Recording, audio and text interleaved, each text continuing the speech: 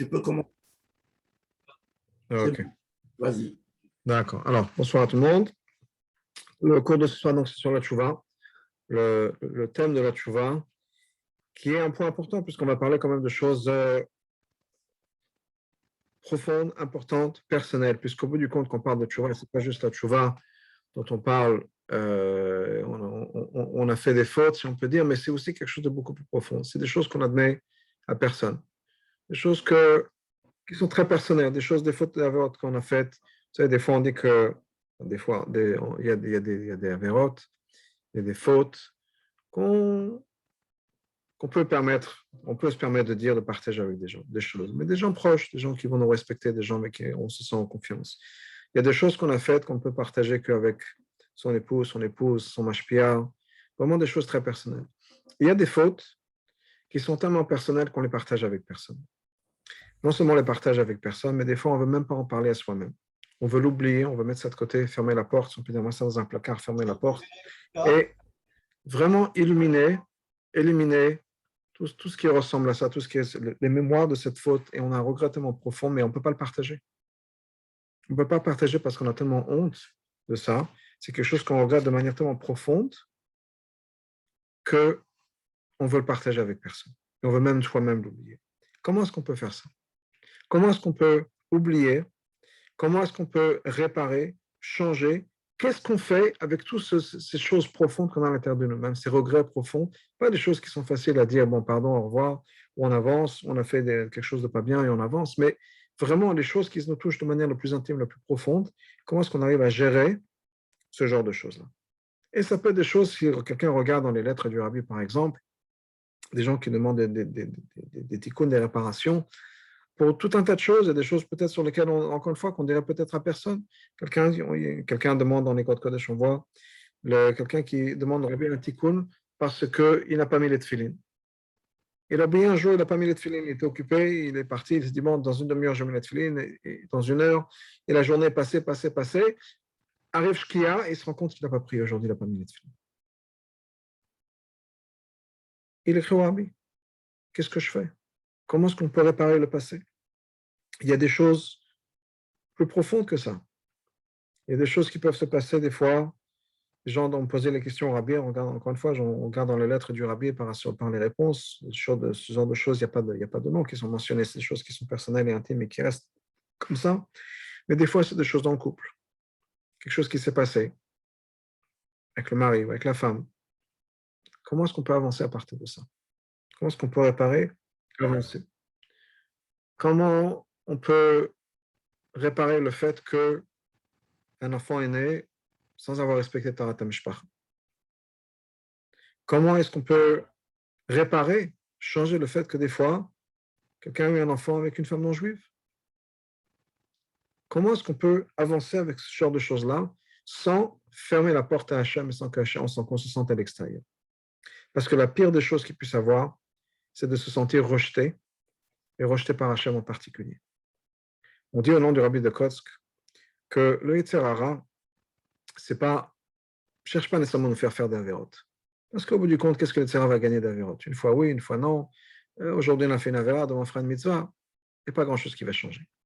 Ce que le Yetzer Hara essaie de gagner surtout, c'est le yush, le désespoir. En se disant, ça y est, j'ai fait une avéra.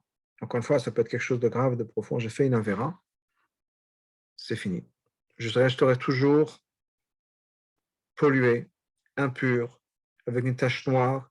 Je serai toujours à l'extérieur. Je ne serai plus la même personne que j'étais avant. Et Hachem ne pourra plus jamais me regarder de la même manière. Moi, je ne pourrai plus jamais regarder Hachem de la même manière.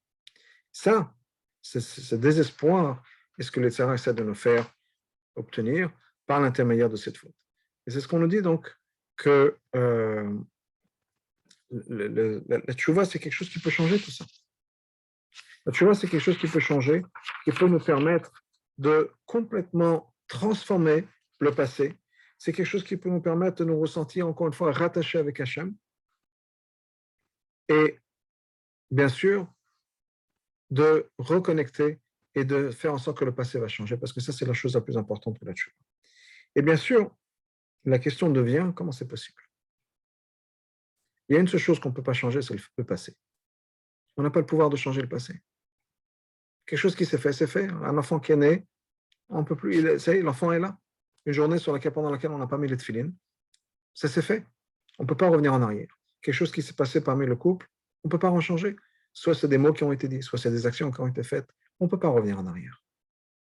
On ne peut pas revenir en arrière. Alors comment est-ce que la tchouva change le passé?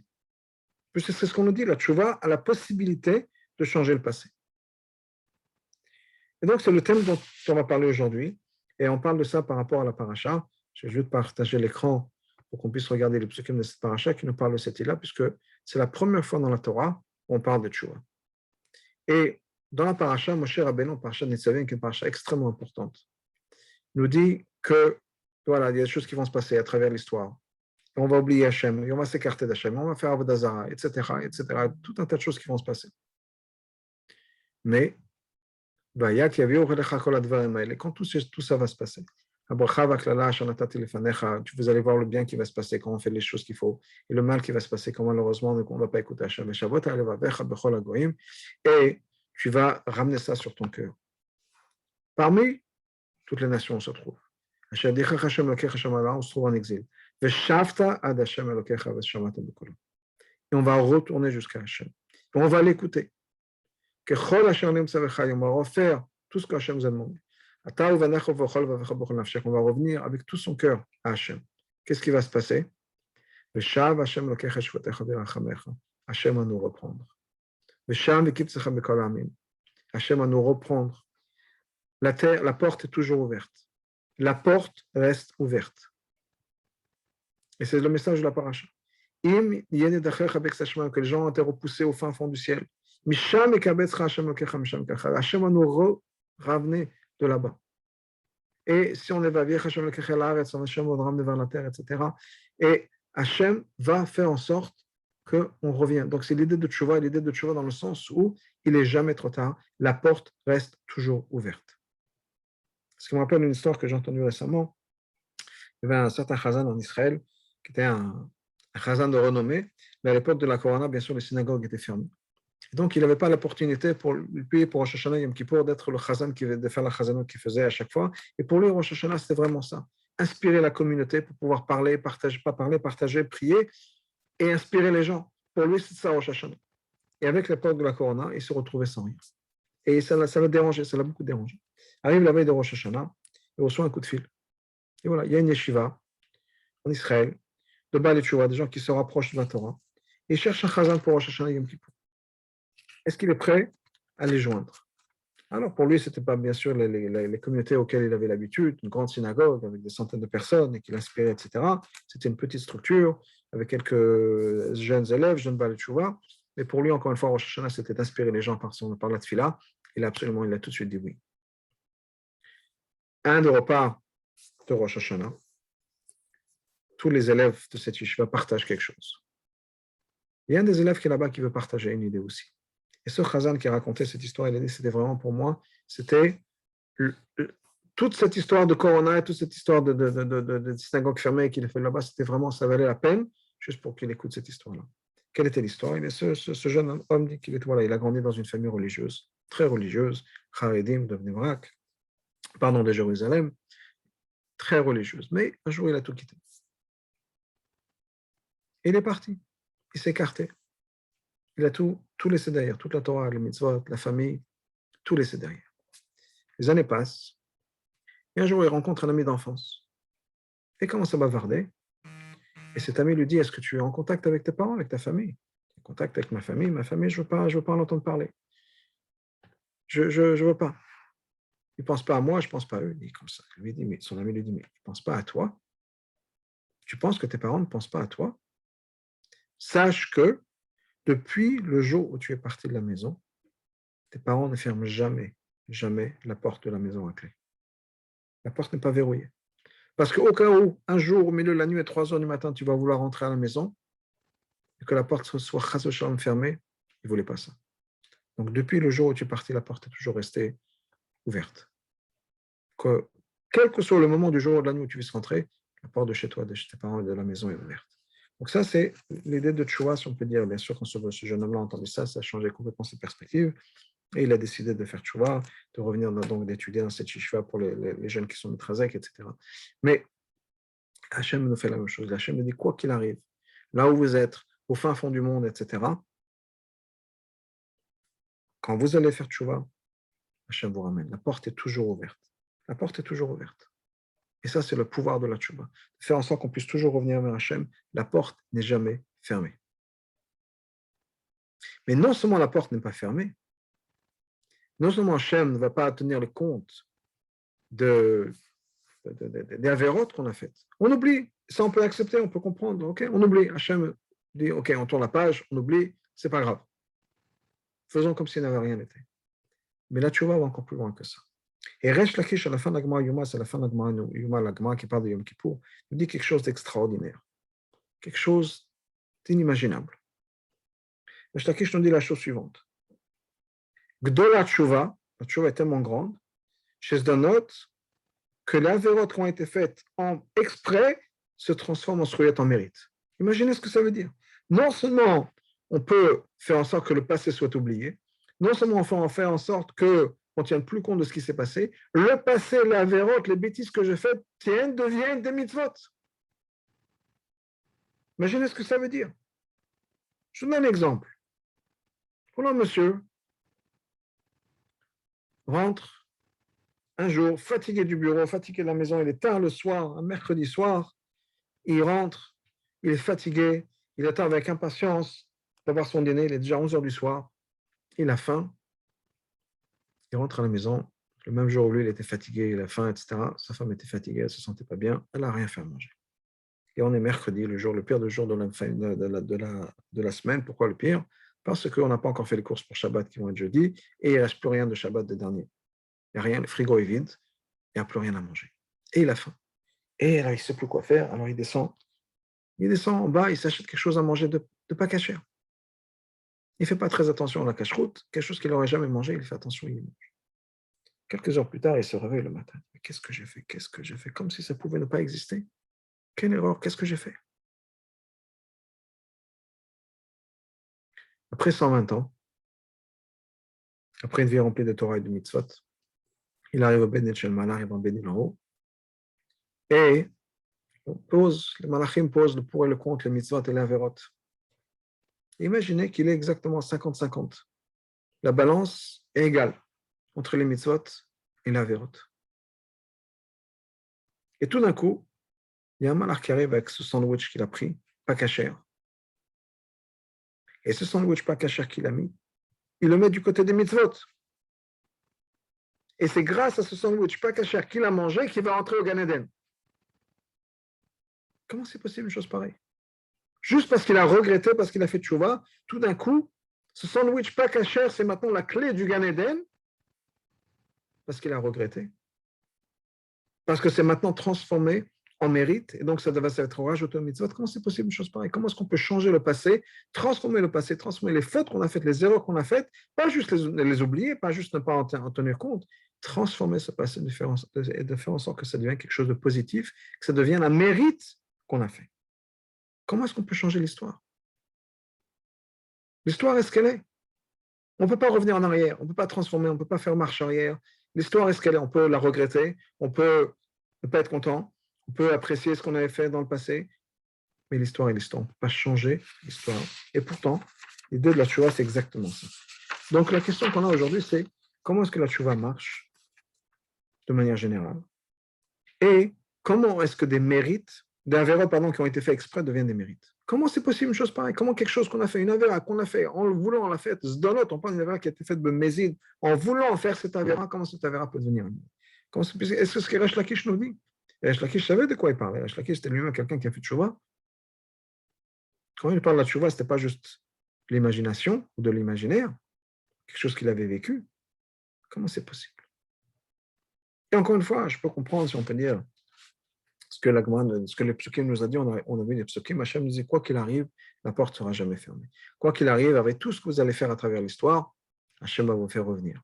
Hachem va accepter votre chouva. Hachem va vous rouvrir la porte, vous réembrasser, vous prendre dans ses bras et nous ramener en Israël. On peut comprendre ça. Mais encore une fois, ce n'est pas ça la tchouva.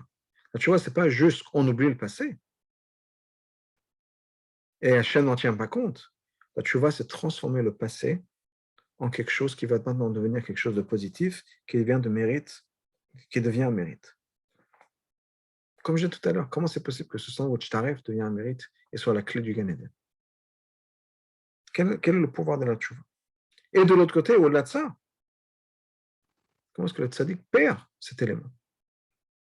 Dès que quelqu'un qui n'a jamais mangé kasher n'a pas cette opportunité, qui n'a jamais mangé pas kasher, pardon, n'a pas cette opportunité. Il y a quelque chose qui est réservé au Baal Tshuva. Que le tzaddik lui-même, qui a toujours fait tout ce qu'il fallait, n'a pas cette possibilité de réparer, de changer, de transformer. Est-ce que c'est juste? Pourquoi est-ce que c'est juste? Etc. Je raconte une histoire avec Rabbi Yitzhak de Berditchev qui se promenait une fois, un Shabbat, dans la rue de Berditchev. Et il voit quelqu'un, la pique-orange du village, ou de la ville, Berditchev c'est une grande ville, c'est pas un village.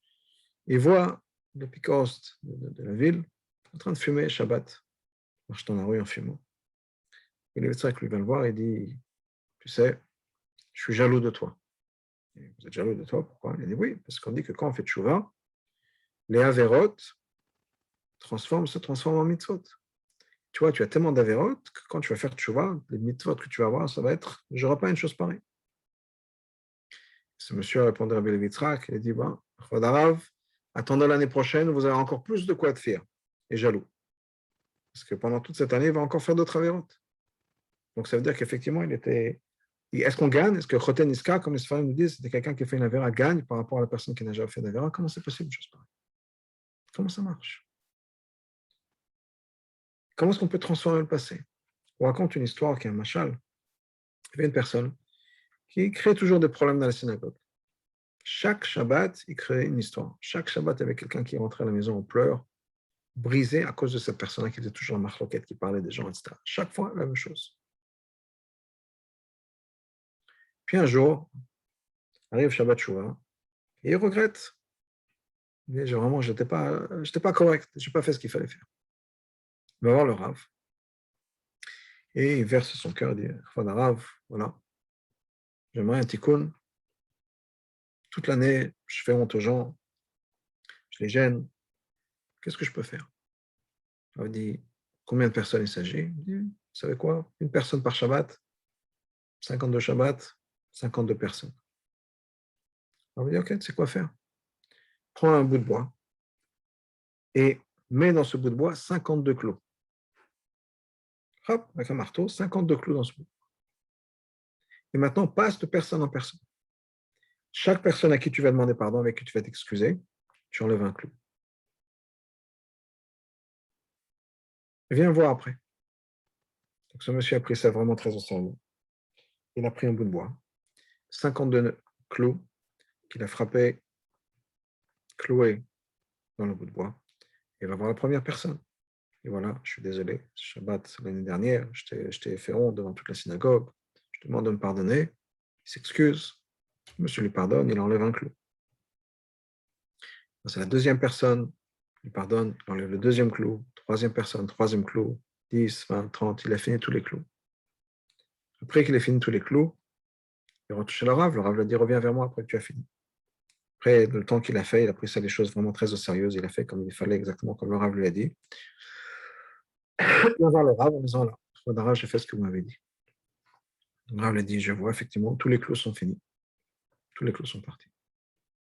Tu te rends bien compte que les trous sont toujours là. Le mal que tu as fait, c'est vrai que les gens t'ont pardonné, mais le mal que tu as fait est toujours là. Tu as fait mal aux gens. Et ça, c'est normal, c'est logique, dans le sens où on a blessé quelqu'un, la personne est blessée.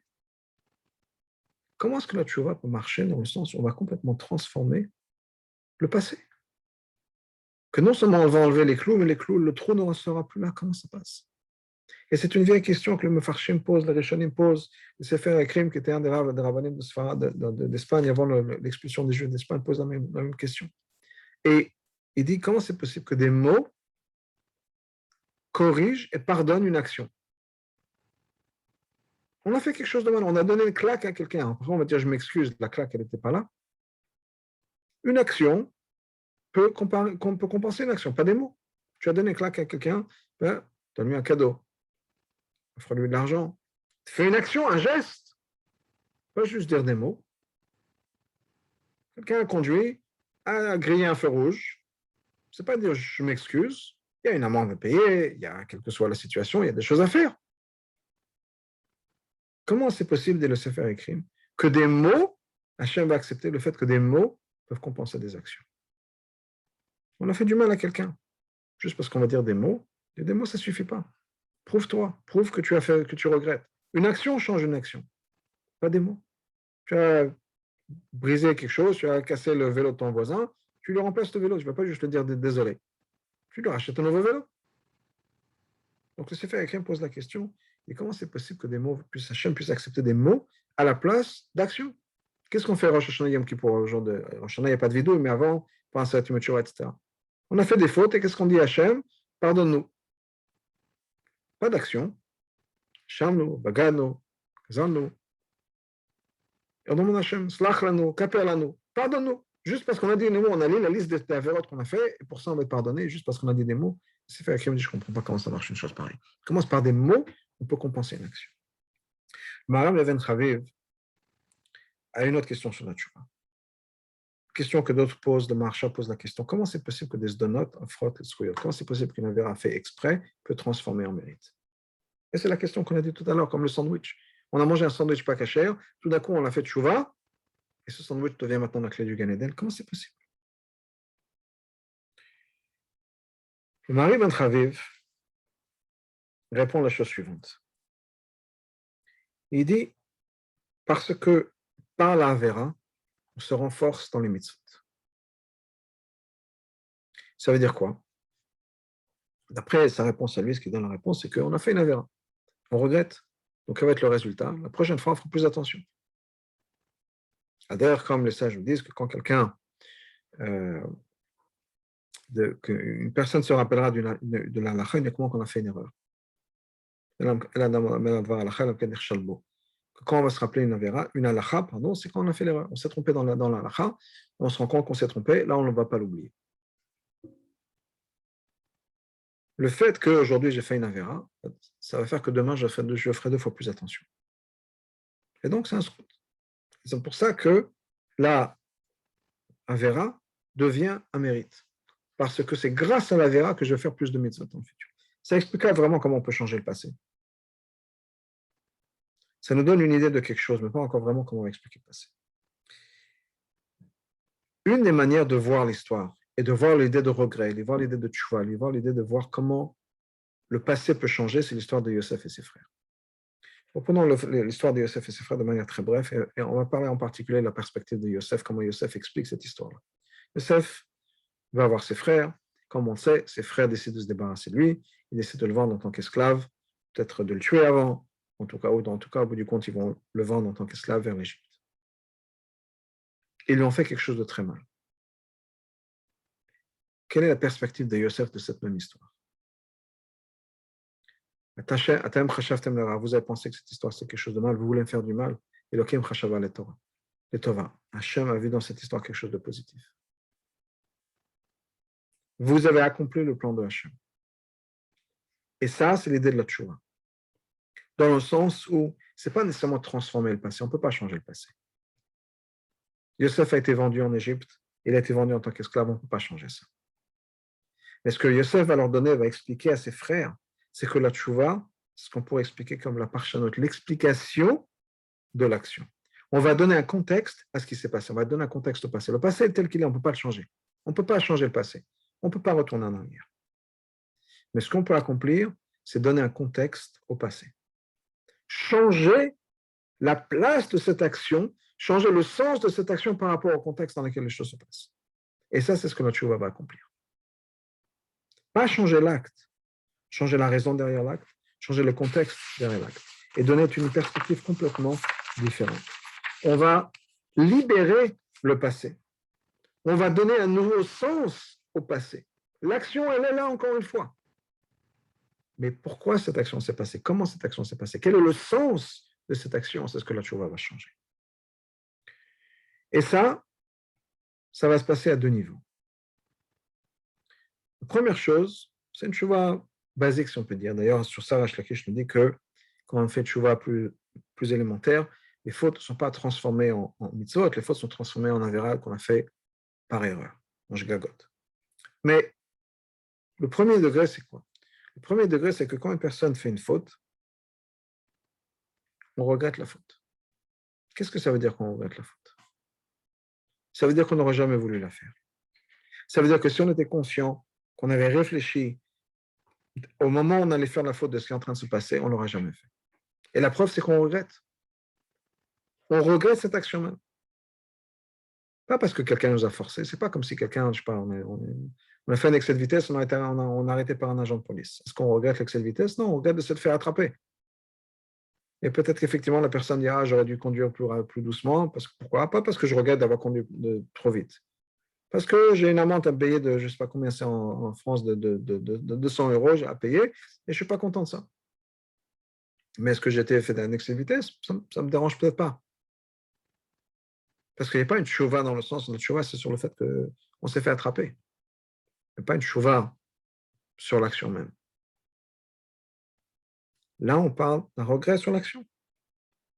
J'ai fait quelque chose et je le regrette. Je n'aurais pas dû le faire. J'aurais pas dû le dire, j'aurais pas dû le faire, j'aurais pas dû faire cette action, etc.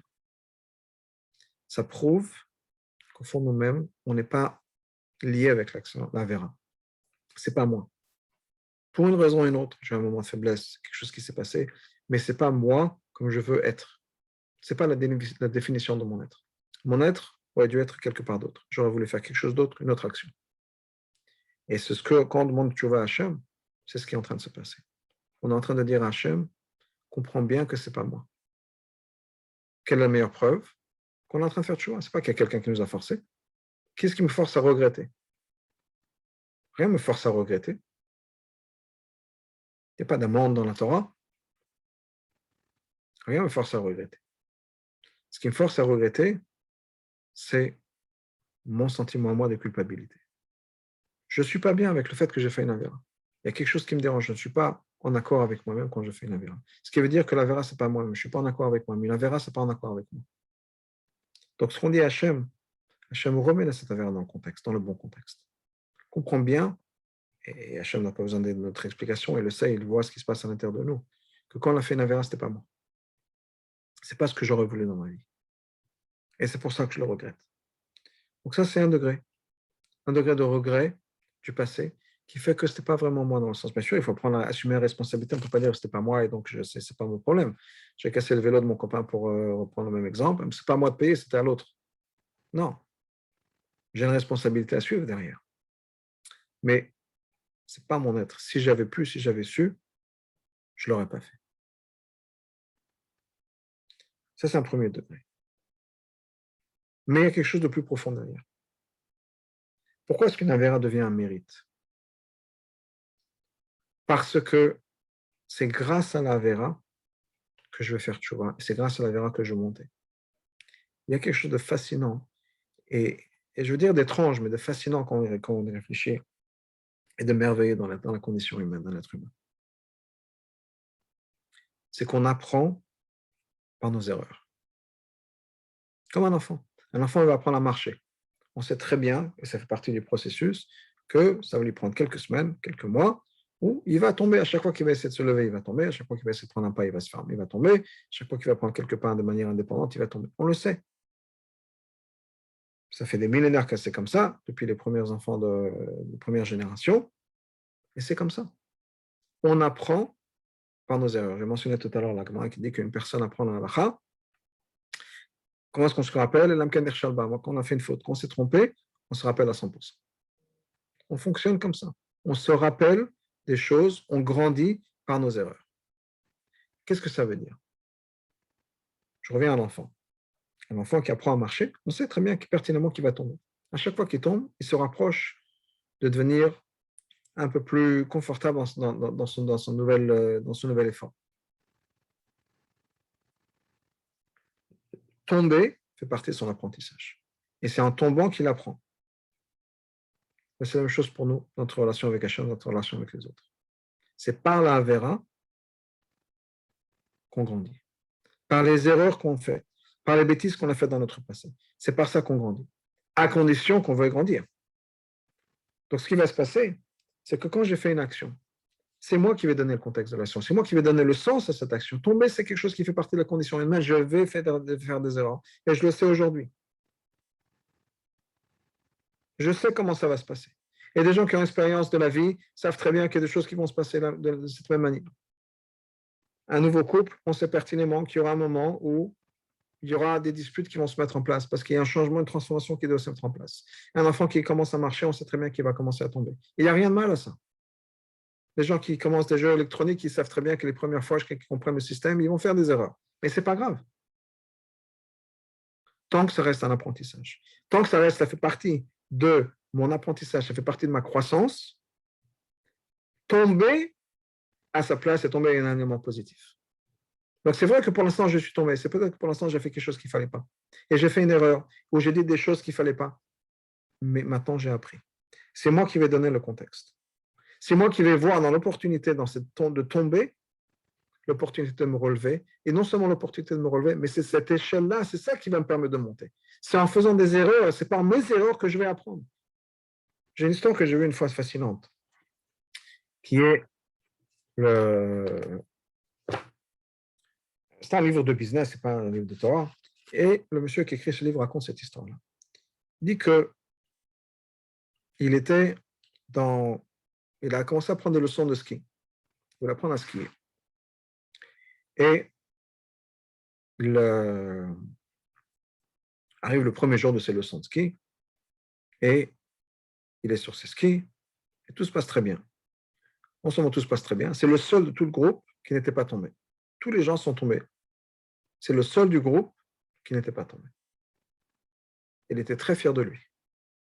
Moi, il dit, voilà, je suis meilleur que tout le monde. Moi, je ne suis pas tombé, alors que tous les autres, c'est des losers, ils sont tombés. Arrive la fin de la leçon, le prof vient le voir en disant, monsieur Untel, merci d'être venu, etc. Mais je suis un peu déçu. Déçu? Comment ça déçu? Je suis le seul à ne pas être tombé de tout le groupe. Si je suis le seul à ne pas être tombé, comment est-ce que vous êtes déçu de moi? Et ce prof lui a répondu, oui, c'est vrai. Mais comprenez bien que tous les gens qui sont là ont gagné quelque chose, vont sortir mieux que ce qu'ils étaient venus. Alors que vous êtes resté le même. Et c'est un peu cette idée de tomber, de grandir. C'est l'opportunité d'apprendre, l'opportunité de croître, l'opportunité de la croissance, l'opportunité de tout ça. Et c'est grâce à ça qu'on va se transformer. C'est mes fautes, mes failles, là où je suis tombé, va me permettre de me réélever. Et si je ne tombe pas, je n'aurai peut-être pas l'opportunité de changer. Et si on regarde bien dans notre vie, chacun avec son expérience, il y a des moments difficiles et on a le choix. À moi de regarder la chose comme je veux. Est-ce que je regarde ce moment difficile, ce moment de crise, ce moment où j'ai besoin de plonger plus profondément moi-même comme une opportunité de croissance, ou bien que je reste figé et je m'abandonne au désespoir? Ou bien au contraire, c'est une opportunité de changer, de transformer quelque chose. Ça peut être dans le couple. Il y a peut-être une crise dans le couple qui s'est mise en place. Quelque chose de très grave qui s'est passé à l'intérieur du couple. Est-ce que ça s'arrête là?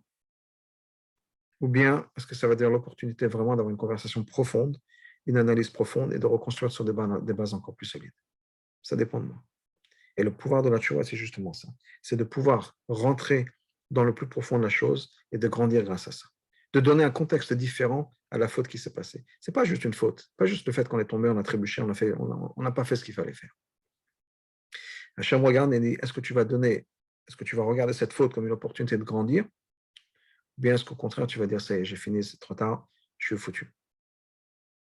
Et quand on donne par l'intermédiaire de la tchouva ce contexte en disant, c'est vrai que j'ai fait une faute, mais maintenant j'ai compris, j'ai appris ma leçon, maintenant les choses vont se changer, maintenant on va avoir je vais avoir une nouvelle vie qui va commencer, pas juste une nouvelle part, mais je vais être transformé par cette action-là, cette action maintenant devient une partie de ma croissance. C'est un peu dans la halakha pour donner un exemple que le rabbi nous donne, ce qu'on appelle marchir et mitzvah, des éléments qui sont essentiels à une mitzvah. Ce n'est pas la halakha, mais c'est une opinion qui existe dans le Coran. Par exemple, quand il y a une brit mila qui doit se faire Shabbat, on a besoin de tout un tas de choses. On a besoin d'avoir un couteau pour la brit mila, on a besoin d'avoir d'eau chaude, de désinfectants, etc. etc. L'opinion de Rabbi Eliezer est que marcher mila, ou marcher mitzvah, dochim et Shabbat. On a le droit, Shabbat, étant donné qu'on a le droit de faire une brit mila, Shabbat, on a le droit de faire tout ce qui va avec. On a le droit de fabriquer un couteau. On a le droit de couper du bois pour faire chauffer, d'allumer le bois, pour faire chauffer de l'eau, parce qu'on a besoin d'avoir d'eau chaude pour la Brit Mila, etc., etc. Pourquoi? Parce que si on a le droit de faire la Brit Mila Shabbat, tout ça, ça va avec. Mais le Rabbi nous explique, c'est la même chose. Quand on fait une faute, la tchouva, ça marche sur mitzvah. Ça veut dire quoi, la tefila, ça marche sur mitzvah? C'est grâce à la tchouva, grâce à cette faute-là que je regarde, la vera, c'est un marche sur mitzvah, pas la tchouva. Non, la vera devient un marche sur mitzvah. C'est grâce à la vera que je me suis élevé. Parce que la vera m'a fait regretter, m'a fait regarder le passé de manière différente. Et cette vera maintenant devient un marche sur mitzvah, une possibilité de changer. On raconte une histoire dans la Gemara avec Rabbi Akiva. Akiva, comme vous le savez, était quelqu'un qui avait commencé à étudier à peine à l'âge de 40 ans. Un grand-père qui étudiait au Cheder avec les petits-enfants. Et au début de son étude, il voyageait. Et une fois dans une scène, alors qu'il voyageait, il a trouvé malheureusement quelqu'un qui était mort sur le coin de la rue. Sur le côté de la route, il y avait un mort, un cadavre. Et le mec, il va penser, OK, il faut que j'enterre cette personne-là de manière respectueuse. Et il a pris cette personne-là, il est parti de village en village, quelqu'un qui trouve un endroit, un cimetière juif pour l'enterrer, etc. Plus tard, il est rentré au Beth Midrash, il a raconté au Talmidei Chachamim qui était là-bas, il dit, vous ne savez pas quelle mitzvah j'ai faite. Il y avait cette personne-là qui était un maître mitzvah sur le bord de la route, et je l'ai pris pendant des kilomètres et des kilomètres pour trouver un bon cimetière pour pouvoir l'enterrer. Et les gens dans Beth Midrash disent, chaque pas que tu as pris, tu as versé du sang. Parce qu'un maître mitzvah, quand on trouve quelqu'un comme ça mort sur le coin de la route, il faut l'enterrer là où il est. Pas le transporter nulle part, parce que c'est bizoyamet, c'est pas respectueux pour le corps. Et Rabbi Akiva ne savait pas ça. Des années plus tard, ses élèves avaient une fois ces discussions. Ils ont pris un peu le chaim, et un de ses élèves qui dit, ah oui, l'histoire de notre Rav quand il était jeune, voilà ce qu'il est passé avec l'histoire du mort. Et un autre élève qui dit, quand même, Rabbi Akiva, on ne parle pas comme ça de Rabbi Akiva. Rabbi Akiva a entendu, il a dit, non, allez-y, il n'y a pas de souci. Ce jour-là, ce jour où je me suis rendu compte de mon erreur, c'est le jour où j'ai commencé à comprendre la grandeur de la Torah. Parce que c'est exactement ça, Rabbi Akiva a vu cette perspective des choses. Il a compris que c'est quoi la vera?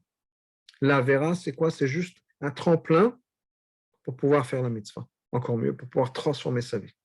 C'est une porte vers une nouvelle opportunité. Et ça, c'est la tchouva. La tchouva ne va pas encore une fois changer le passé. La tchouva va recadrer ce passé. Est-ce que le passé, c'est une avera qui s'est faite et c'est fini, ça s'arrête là?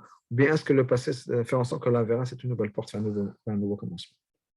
Et si ça devient un nouveau commencement, parce que là, tu vois une place positive. Ça devient un mérite. Parce que c'est grâce à cette descente, c'est grâce à cette chose-là que j'ai pu faire ce qu'il fallait et j'ai pu transformer ma vie. Je me suis servi de ce problème que j'ai eu pour transformer ma vie. Et ça, c'est l'histoire de la tchouva. Et je vais finir avec une petite histoire qui s'est passée à Vienne. À Vienne, il y a un shliach, le Rav Biderman, qui est là-bas, et qui a eu des demandes de faire une école. Il voulait faire une école. Et il s'est bien rendu compte qu'une école à Vienne, c'est pas qu'il y avait beaucoup d'écoles juives. Une école à Vienne, c'est quelque chose d'important parce que si les enfants ne sont pas dans cette école-là, dans cette école juive, ils vont malheureusement dans les écoles publiques. C'est pas qu'il y a d'autres écoles. Et donc, il était tracassé et cherchait un moyen de créer cette école juive. Et bien sûr, comme malheureusement c'est souvent le cas, il y avait un problème d'argent. Il y a un grand monsieur qui est arrivé à Vienne, l'ambassadeur des États-Unis, qui était le monsieur Ron Lauder, grand philanthrope, et il rencontre le Rav Biderman. Le Rav Biderman lui parle du problème de l'école, etc., et le problème d'argent. Et ce Ron Lauder lui dit la chose suivante. Tu sais quoi? Je suis prêt à tout payer. Tu fais une école depuis le jardin d'enfants jusqu'à la terminale. Je paye tout, on a de l'argent dans la famille, au Hachem, je paye tout, à une seule condition. Je veux que cette école-là soit dans un endroit le plus central de Vienne, que les gens voient dans Vienne, qui était un pays nazi, que les Juifs sont là, sont vivants et existent. OK? Alors, Rabbi Zama commence à faire des recherches, il ne trouve rien. Il ne trouve rien. Il va trouver un endroit pour faire cette école, c'est arrivé. L'argent n'est plus un problème, mais il ne trouve pas. Entre-temps, il n'y a rien qui avance. Il se dit, je vais commencer avec un architecte. Il a commencé à engager un architecte qui a commencé à travailler sur un projet, etc. Et l'architecte en a parlé, à droite et à gauche, et ça a commencé à faire du bruit dans la ville, qu'il y a ce grand campus juif qui va se mettre en place quelque part. Et il y a quelqu'un de la ville qui en entend parler, appelle l'architecte, dit, regarde, j'ai entendu parler de ce projet. On a un terrain pour vous qui est un terrain parfait. Il y a un grand parc au centre de Vienne. Il y a un espace qui appartenait à la communauté juive avant la guerre. Malheureusement, ça a été brûlé, détruit avec les enfants juifs dedans, dans cet espace-là. On vous le donne. Construisez cette école là-bas, le centre communautaire. C'est super. Malheureusement, une fois que la ville a donné son accord, les journaux et les antisémites ont commencé à faire tout un tas de trucs. Comment la ville a été achetée par les juifs et on va construire une structure juive au milieu de chez nous. Tout un tas de trucs dans les journaux qui commencent à circuler. Toute une campagne contre l'école. Ce qui fait que les projets sont arrêtés. Un peu de temps passe. Et juste pour raccourcir l'histoire, le Rav Widerman rencontre le directeur d'un des plus grands journaux, l'éditeur d'un des plus grands journaux de Vienne. Et ce type-là dit, regarde, je regarde dans mon passé, quand j'étais jeune, j'ai fait partie de la jeunesse nazie, et j'ai fait beaucoup de mal, et je regrette. Alors, Rav Widerman lui dit, tu sais quoi, il a donné d'abord une autre idée. Il lui dit, à mon avis, tu devrais travailler sur ça. Commencer à écrire dans les journaux que c'est une bonne chose, que cet endroit où la communauté a été détruite, c'est le meilleur endroit pour construire une école juive. Et c'est ce qu'il a fait. Pour changer son passé, le changer, on ne peut pas le passer. On ne peut pas changer vraiment le passé. Mais pour transformer son action dans le passé, il a commencé à faire une campagne pour ce centre juif, ce centre communautaire, qui existe jusqu'à aujourd'hui. C'est une grande école, il y a à peu près 3000 élèves dans cette école-là, du jardin d'enfants au collège, au lycée, à l'université, je veux dire. Et ça, c'est le regret de cette personne. Transformer le passé. Alors que Dieu nous donne qu'on est tous une Khatima Tova, une bonne année, et qu'on voit dans les choses qu'on a faites, les erreurs qu'on a faites dans notre passé, des opportunités de transformation. Et quand on fait ça, ça transforme nos erreurs en points positifs. Et donc, nos donotes, nos erreurs qu'on a fait de manière exprès, en points positifs, en mérite. Et qu'on ait tous des mérites, et qu'on ait tous une Khatima Tova, une très bonne et douce année. Merci beaucoup. Merci.